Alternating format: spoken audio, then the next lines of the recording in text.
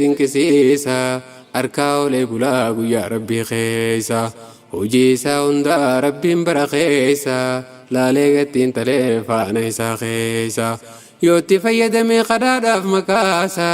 rooba yoo barbaadees rabbiin isaaf roobsa tumsa yoo barbaadees rabbiin isaaf tumsa yaa qoqqoolaa ammaas seeqinsaani dhugaa dubbachuu fi ammaas arjummaani irra namaa kutuu ammaas dhiifamaani rabbiitu wassafee gara laafinaani nama gammachiisaa yoo laaltee fuula isaani nuufi minuun gallee dafii ammumaani meekkamiin dhuftee dubbiftee isaani maalirraa agartee mallattoo isaani yeroo hedduu deemnaa nu karaa kanaani ati nama guddaa beektu biyyattiin takkaan hun dubbifnee bara kanaa kaani arrakkamiin dhuftee nu himi dhugaani maaliif nu ziyaartee maaltu maalta muqaacitaan hundi sujuuda sabaa nabiyyoota qofaaf wanni kunitaa taateen akka kanaa yoom nama yoota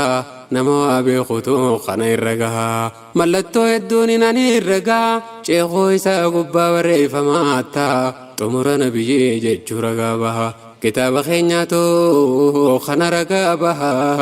mucaa kana eeguun dirqama nuttaa biyya shaam geessinaan rakkoo irra gahaa if duuba deebisaate wanni harkaa jiru amanuun jabaate yoo usnee deemneeni wanni takka taate sheenaan gaafasanii tan akkaan ammaate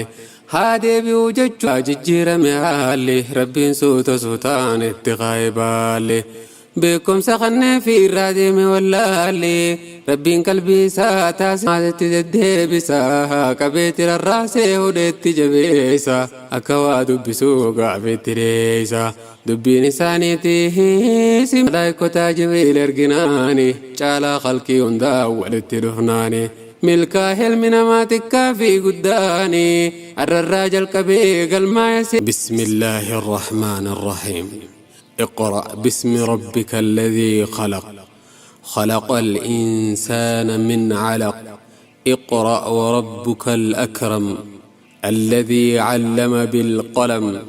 علم الإنسان ما لم يعلم وبغين فتني ست ربنا سينا لبردو رسول مبينا يا ربي نوم فدي ولتدجاغه يوام فريق ابو بوكبته